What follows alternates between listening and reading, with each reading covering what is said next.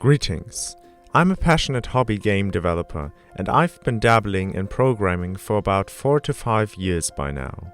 2 years ago, I started making simple games in the Unreal Engine and have continued to learn about the various aspects of game development from free resources online, mostly YouTube videos in my case. A month ago, I decided that I wanted to realize an idea for a game I had on my mind for 6 months. This is the first episode of my new, and first, series here on YouTube. Over the course of several development logs, or devlogs for short, I will be detailing the creation of this game.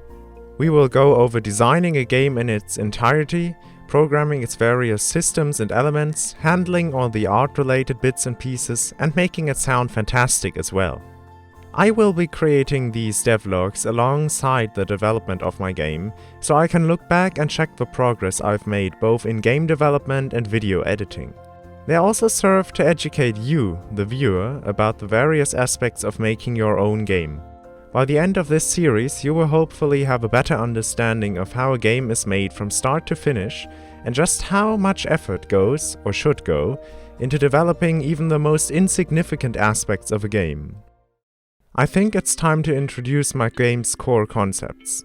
Please note that these concepts aren't cast in stone yet, and I'm merely presenting my current thoughts. I imagine the game taking place in a world that is completely knitted, similar to the environments of Yoshi's Woolly World. The playable character will be a so-called Knitja, who wields knitting needles they can use for various purposes. The game will be a mix between a platformer and a stealth game. You will be able to traverse the world using various movement techniques such as the standard running and jumping, as well as wall jumping and climbing.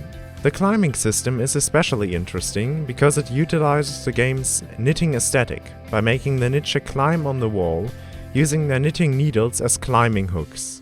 The game will also feature an in-depth stealth system. You are able to dispose of your enemies, who are also made out of wool, by ripping them apart with your knitting needles. The enemies start off calm, but get suspicious if you step into their line of sight, and after seeing you for a set amount of time get alerted and start chasing you. If you escape their line of sight, the enemies will start searching for you until they calm down again. So, pretty standard stealth stuff.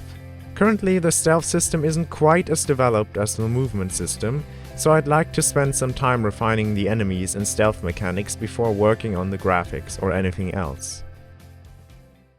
Now I'd like to show you what I've worked on so far.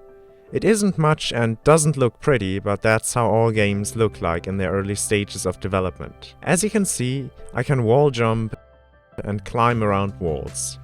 The climbing is inspired by the climbing system from The Legend of Zelda Breath of the Wild, as I really like the game's freedom while climbing and would like to replicate that. Here you can see the currently underdeveloped AI. Right now there is no variation between enemies, and their movement patterns are entirely random and unpredictable for the average player, which won't be the case in the final game, as too much unpredictability will make enemy AI more frustrating than engaging to fight. The way I have come up with sometimes bizarre and unique game concepts and ideas in the past is quite interesting and rather easy to explain.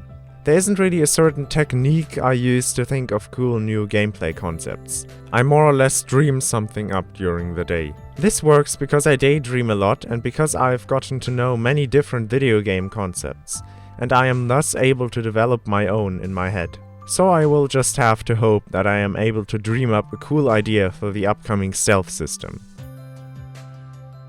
And this is it for my first devlog. I hope to have kindled your interest for future episodes.